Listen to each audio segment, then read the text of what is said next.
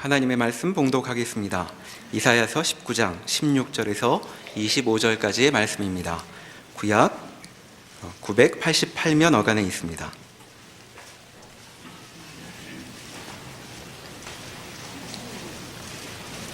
그날의 애굽이 부녀와 같을 것이라. 그들이 만군의 여호와께서 흔드시는 손이 그들 위에 흔들림으로 말미암아 떨며 두려워할 것이며, 유다의 땅은 애굽의 두려움이 되리니 이는 만군의 여호와께서 애굽에 대하여 정하신 계획으로 말미암음이라. 그 소문을 듣는 자마다 떨리라. 그날의 애굽 땅에 가나안 방언을 말하며 만군의 여호와를 가리켜 맹세하는 5 성읍이 있을 것이며, 그중 하나를 멸망의 성읍이라 칭하리라. 그날의 애굽 땅 중앙에는 여호와를 위하여 제단이 있겠고, 그 변경에는 여호와를 위하여 기둥이 있을 것이요, 이것이 애굽 땅에서 만군의 여호와를 위하여 징조와 증거가 되리니 이는 그들이 그 압박하는 자들로 말미암아 여호와께 부르짖겠고, 여호와께서는 그들에게 한 구원자이자 보호자를 보내사 그들을 건지실 것임이라. 여호와께서 자기를 애굽에 알게 하시리니 그날에 애굽이 여호와를 알고 제물과 예물을 그에게 드리고 경배할 것이요, 여호와께 서원하고 그대로 행하리라. 여호와께서 애굽을 치실지라도 치시고는 고치실 것이므로 그들이 여호와께로 돌아올 것이라. 여호와께서 그들의 간구함을 들으시고 그들을 고쳐주시리라. 그날에 애굽에서 아수르로 통하는 대로가 있어 아수르 사람은 애굽으로 가겠고, 애굽 사람은 아수르로 갈 것이며, 애굽 사람이 아수르 사람과 함께 경배하리라. 그날에 이스라엘이 애굽 및 아수르와 더불어 셋이 세계 중에 복이 되리니 이는 만군의 여호와께서 복 주시며 이르시되, 내 백성 애굽이여, 내 손으로 지은 아수르여, 나의 기업 이스라엘이여, 복이 있을지어다 하실 것임이라. 아멘. 우리 오늘 본문 말씀은 이사야 13장에서 23장에 이르는 11장에 걸친 열방의 심판 속에 나오는 이야기입니다. 그리고 24장부터 27장까지는 세계의 심판이 예언되고 있습니다.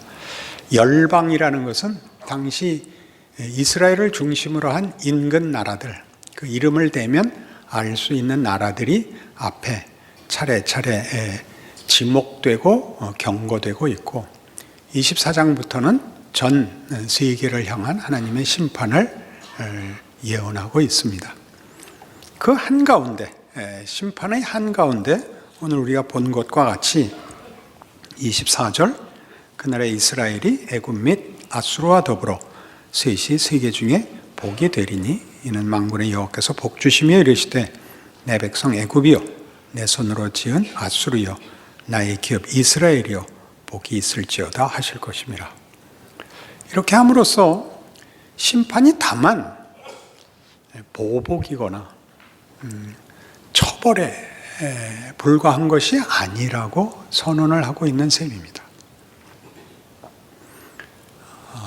하나님께서 결국 돌이키실 것이고 복으로 삼으실 것이라면 심판이 하는 일은 무언가 하는 것이 오늘 우리가 생각할 문제가 되는 것입니다. 애초에 심판이라는 과정이 필요 없는 강권하시는 개입이 있으셨다면, 그렇게 고통스러운 과정 없이 하나님의 창조의 목적과 또 베푸시려는 인류를 향한 하나님의 은혜가 쉽게 결말되는 다른 길이 있지 않았을까, 이런 생각이 드는 것입니다. 그것은 우리 두고두고 조금 더 생각할 문제입니다만, 오늘 우리가 살펴보는 이 심판의 문제는 역사적 사실이라는 것을 우선 기억해야 합니다. 다른 길은 없었을까가 아니라 아수르도 이스라엘도 그리고 애굽도 망했습니다. 후에 바벨론이 아수르를 대신하는데 그 바벨론도 망합니다. 지금은 이름까지 없어져 버렸죠. 이것은 역사적 사실입니다.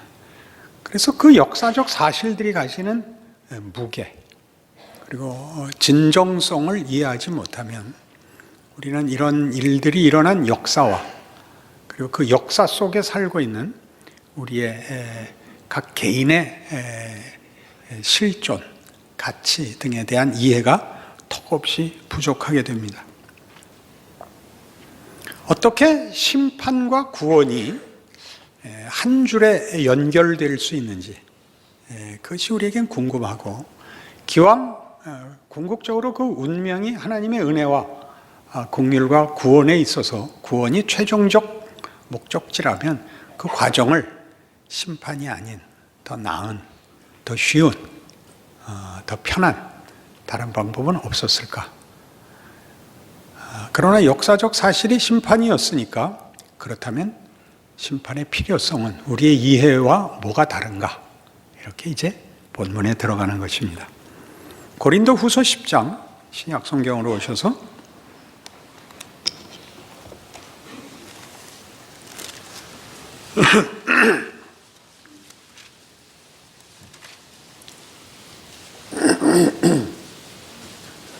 고린도 후서 10장 1절, 너희를 대면하면 유순하고 떠나 있으면 너희에 대하여 담대한 나 바울은 이제 그리스도의 온유와 관용으로 친히 너희를 권하고 또한 우리를 육신에 따라 행하는 자로 여기는 자들에 대하여 내가 담대히 대하는 것 같이 너희와 함께 있을 때 나로 하여금 이 담대한 태도로 대하지 않게 하기를 구하노라.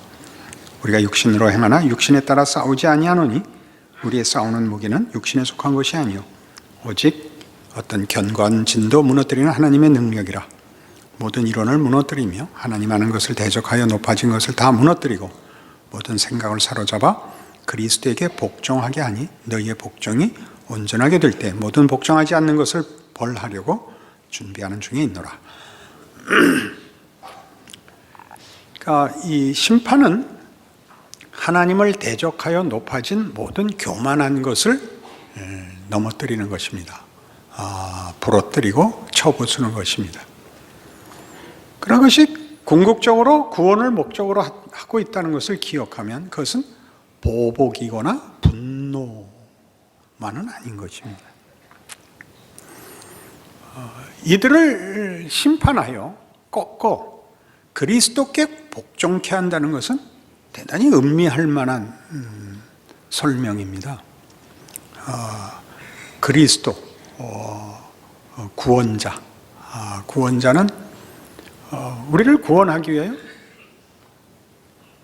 십자가에 죽으신 분입니다.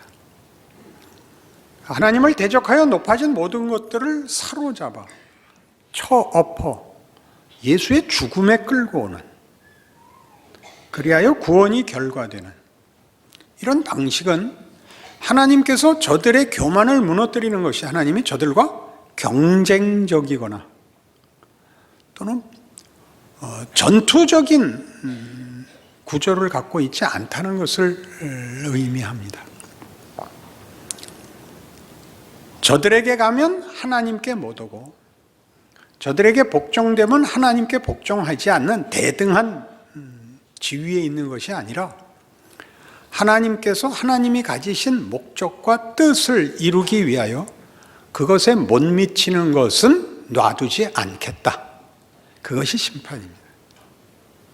그리스도께 끌고 오는 것이 이제 오늘 본문을 더 깊이 따라 내려가면 이 결론에 우리가 자연스럽게 갈 것입니다만은, 예수께서 오셔서 우리를 구원하기 위하여 당신이 죽는 방법을 택했다는 것은 이것이 우리가 아는 쉬운 그런 승부, 경쟁, 전투의 개념을 가지는 것이 아니라 하나님이 하시려는 구원을 위하여 그것에 못 미치는, 혹은 그것과 다른, 여기서 다른은 하나님 없음으로 가는 것을 방관하거나 타협하지 않겠다는 뜻입니다.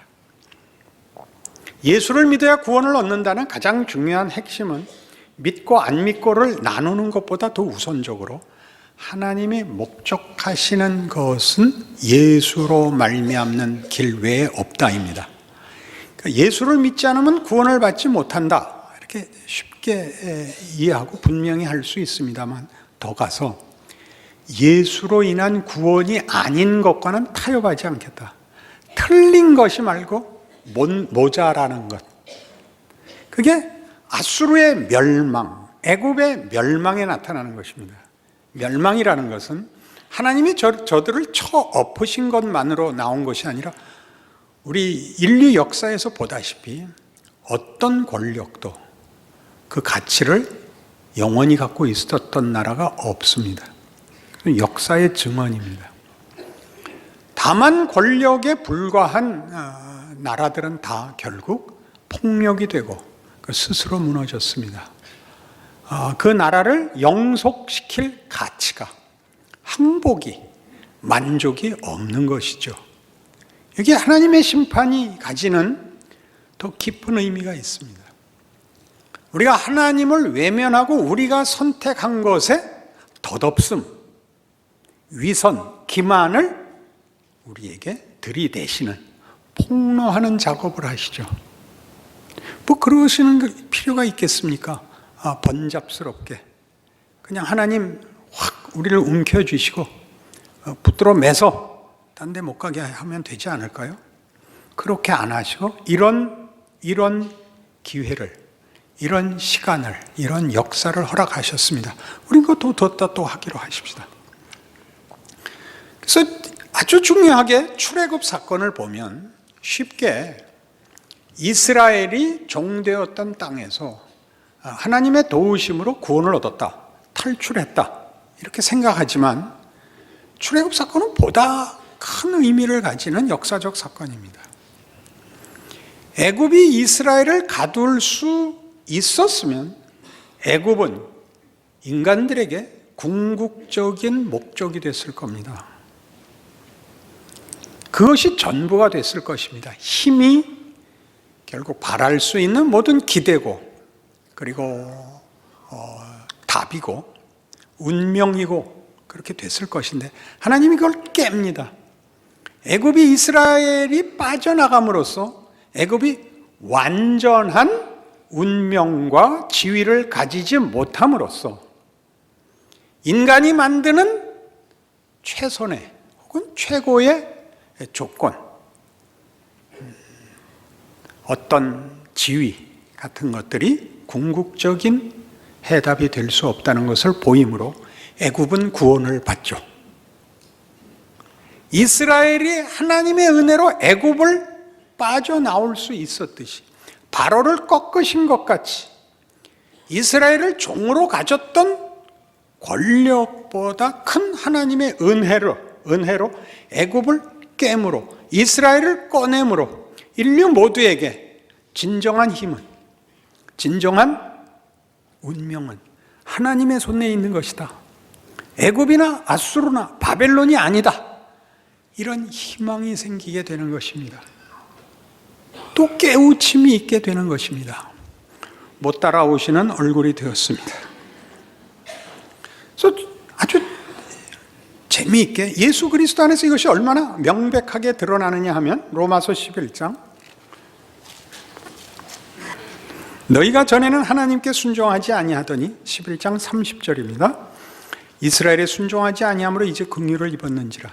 이와 같이 이 사람들이 순종하지 아니하니 이는 너희에게 베푸시는 긍휼로 이제 그들도 긍휼을 얻게 하려 하심이라. 하나님이 모든 사람을 순종하지 아니하는 가운데 가두어 두심은 모든 사람에게 긍휼을 베풀려 하심이로다. 만만치 않습니다. 자, 이스라엘이 불순종함으로써 이방에게 구원이 넘어갑니다.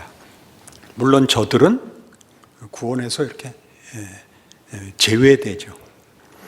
그러나 그게 원래는 이스라엘의 순종으로 일어났어야 할 결과가 이스라엘의 불순종으로 이방에게는 사실 기회조차 없어야 됐던 것이 넘어갑니다.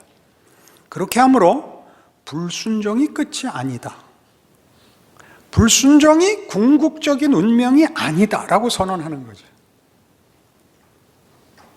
이 역설을 성경이 얼마나 많이 쓰는지 이해해야 합니다. 이사야 내내 이스라엘의 심판이 있고 궁극적 구원이 나오고, 아수르의 승리가 있고 심판이 나오고, 바벨론의 승리가 있고 심판이 나옵니다. 무엇을 말하는지 아셔야 됩니다.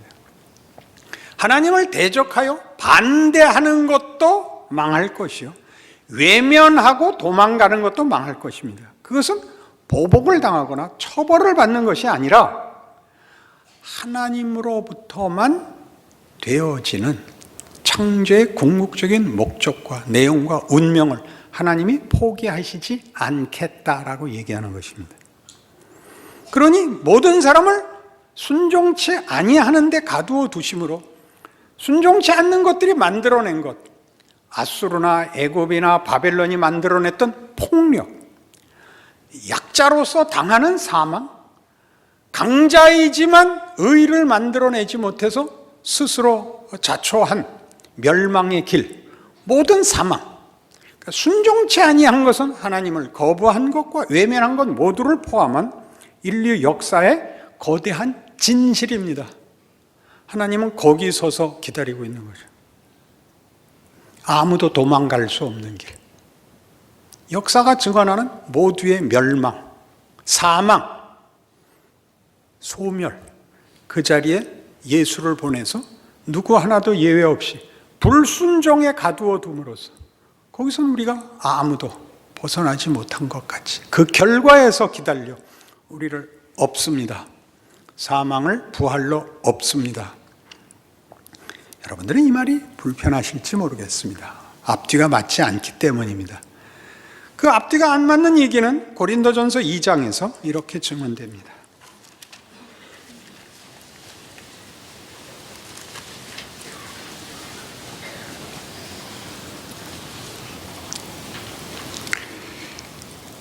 형제들아, 내가 너희에게 나아가 하나님의 증거를 전할 때 말과 지혜 아름다운 것으로 아니하였나니 내가 너희 중에서 예수 그리스도와 그가 십자가에 못 박히신 것 외에는 아무것도 알지 아니하기로 작정하였습니다. 내가 너희 가운데 거할 때 약하고 두려워하고 심히 떨었노라. 내 말과 내 전도함이 설득력 있는 지혜 말로 하지 아니하고 다만 성령이 나타나심과 능력으로 하여 너희 믿음이 사람의 지혜에 있지 아니하고 다만 하나님의 능력에 있게 하려 하였노라. 그러나 우리가 온전한 자들 중에서는 지혜를 말하노니 이는 이 세상의 지혜가 아니요 또 이 세상에서 없어질 통치자들의 지혜도 아니요 오직 은밀한 가운데 있는 하나님의 지혜를 말하는 것으로서 곧 감추어졌던 것인데 하나님이 우리의 영광을 위하여 만세전에 미리 정하신 것이라. 이 지혜는 이 세대의 통치자들이 한 사람도 알지 못하였나니 만일 알았더라면 영광의 주를 십자가에 못 박지 아니하였으리라. 이 지혜는 세상 지혜가 아니요 통치자들의 지혜가 아니랍니다. 이해의 지혜도 아니며 힘으로서의 지혜도 아니랍니다. 세상에서는 우세한 자가 이깁니다. 그 논리도 아니며 이해하는, 납득하는 이론적, 논리적 이해의 산물도 그렇게 이해할 수 있는 것도 아닌 지혜라고 합니다. 그 지혜는 7절에 보듯이 오직 은밀한 가운데 하나님의 지혜를 말하는 것으로서 곧 감추어졌던 것인데 하나님이 우리의 영광을 위하여 만세전에 미리 정하신 것입니다. 그것이 우리가 모르는 것의 증거는 그걸 알았더라면 예수를 못 박지 않았을 것이다 해서 분명해집니다. 예수가 메시아인 줄 모르죠. 왜요? 구원자가 죽으니까. 말이 안 맞죠. 구원자가 자기도 구하지 못하고 어떻게 남을 구하겠습니까? 중요한 증언입니다. 그리고 9절에 이 설명에 역사적 증거를 댑니다. 기록된 바 하나님이 자기를 사랑하는 자들을 위해 예비하신 모든 것은 눈으로 보지 못하고 귀로 듣지 못하고 사람의 모양 마음으로 생각하지도 못하였다함과 같으니라. 보도 듣도 못한 것이다. 기억나시나요, 이 말? 이건 이사야 64장을 인용한 것인데 우리 이사야 6장에서 하나님이 이사야를 불러 선지직으로 그 사명을 맡길 때 했던 예언의 반전인 것을 기억합니다. 누가 우리를 위하여 갈고? 내가 여기 있나이다. 나를 보내소서. 그래, 너 가라. 가서 못 보게 해라. 못 듣게 하라. 못 깨닫게 해라. 그거의 반전이죠. 하나님이 우리를 위하여 예비하신 것은 뭐라고요? 듣도 보도 못한 것이었다. 우리로서는 이해할 수 없는 것입니다. 우리의 신앙을 결정한 가장 큰 것은 무엇이었느냐? 하나님의 능력입니다. 하나님의 능력, 복음에 관한 정의였습니다. 복음에는 하나님의 능력이 나타납니다. 믿음으로 믿음에 이르게 하는 하나님의 능력입니다. 복음은 하나님의 능력입니다.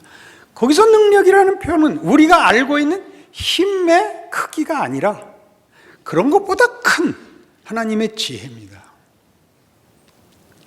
1 더하기 1이 2가 아닌 것 같은 하나님의 방법, 하나님의 의지, 하나님의 목적입니다. 이것이 우리에게 그토록 납득이 가지 않습니다. 이 설명은 2장 1절부터 다시 보셔서 형제들아 내가 너희에게 나가 하나님의 증거를 전할 때 말과 지혜의 아름다운 것을 아니하였느니 내가 너희 중에서 예수 그리스도와 그가 십자가에 못 박히신 것 외에는 아무것도 알지 아니하기로 작정하였음이라 합니다. 그가 고린도 교회에 나갈 때 제일 걱정했던 것은 4절 내 말과 내 전도함이 설득력 있는 지혜의 말로 하지 아니하고 다만 성령의 나타나심과 능력으로 하여 너희의 구원이 하나님의 능력에 있게 하였노라 입니다. 지혜가 아니고 설득이 아니고 설명이 아니고 능력에 속한 것입니다. 자, 내가 너희에게 나갈 때 다른 거 다 접어놓고 예수 그리스도와 그 십자가에 못 박히신 것만 기억하기로 했다. 그게 무슨 뜻일까요? 너무나 분명한 말씀, 우리 다 알고 있는 이 말씀. 예수는 하나님이 우리를 구하기 위하여 우리를 찾아오신 성육신입니다. 가장 성의 있게 찾아오시죠.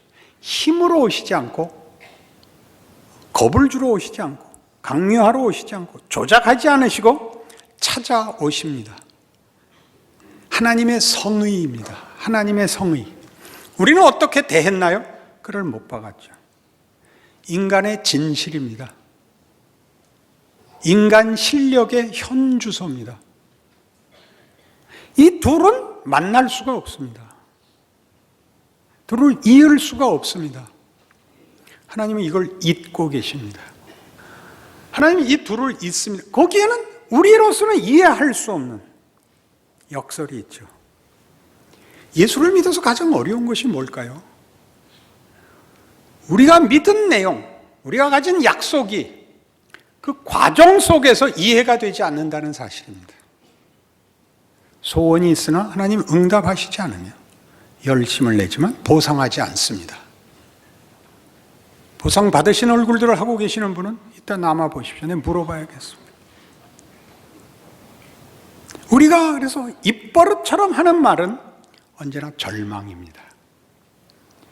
우리가 사는 이 시대 현실마저 그렇습니다. 어디를 둘러보아도 그건 역사 내내 그랬습니다. 지금이 가장 어렵다고 그렇게 얘기하시면 여러분은 복음을 그리고 진실을 모르는 것입니다.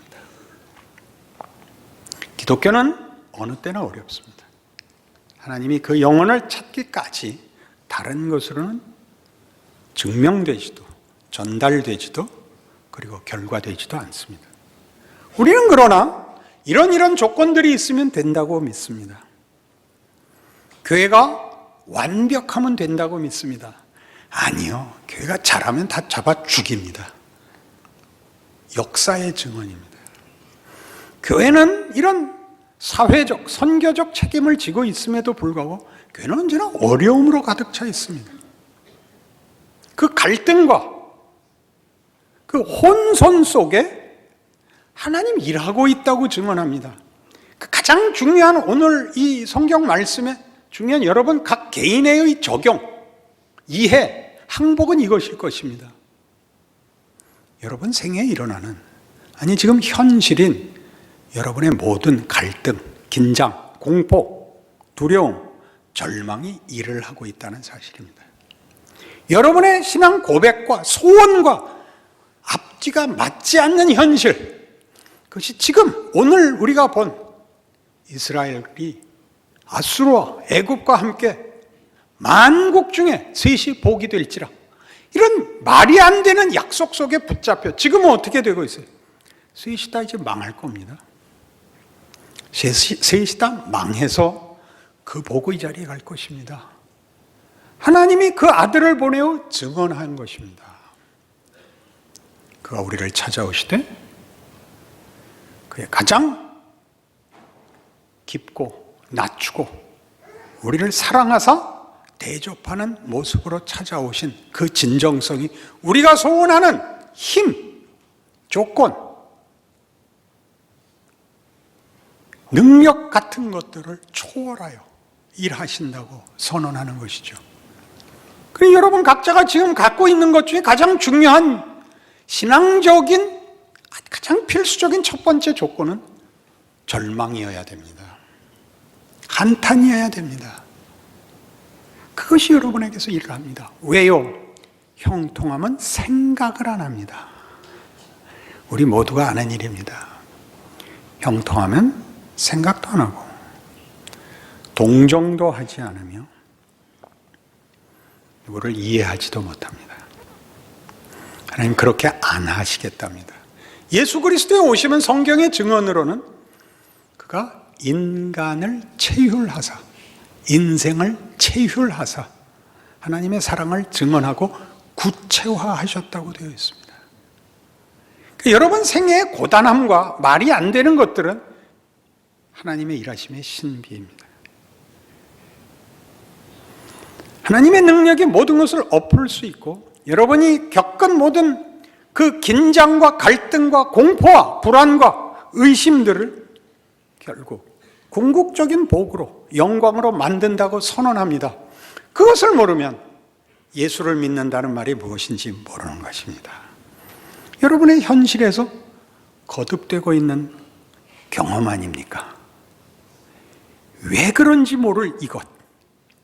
왜 한국교회는 이 모양 이 꼴인가? 당신은 좀 난가? 내가 물어보고 싶습니다. 말로는 쉽죠. 살기는 어렵습니다. 이렇게 하면 되지 않나요? 고함 질러서 결과가 만들어지는 일은 하나도 없습니다. 고함 지를 소원과 실력이 있거든 당신 하나 그리 하십시오. 오병이어에 물고기 한 마리 되시든가 보리떡 한 개 되십시오. 자기 자리에서 자기 신앙과 하나님의 일하심을 수행하시고 감수하시면 그 다음은 하나님이 하실 것입니다.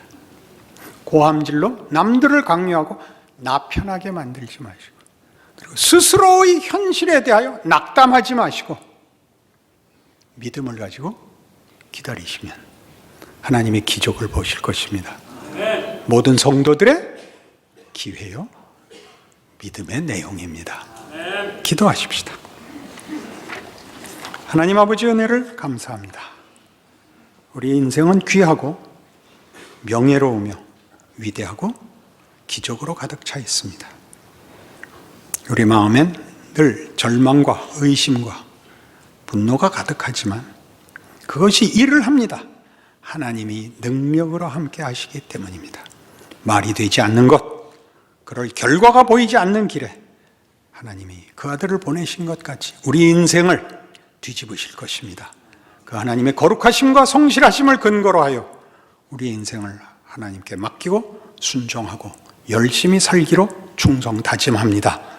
복주사 기적을 경험하는 우리의 생애 되게 하여 주시옵소서. 예수님 이름으로 기도합니다.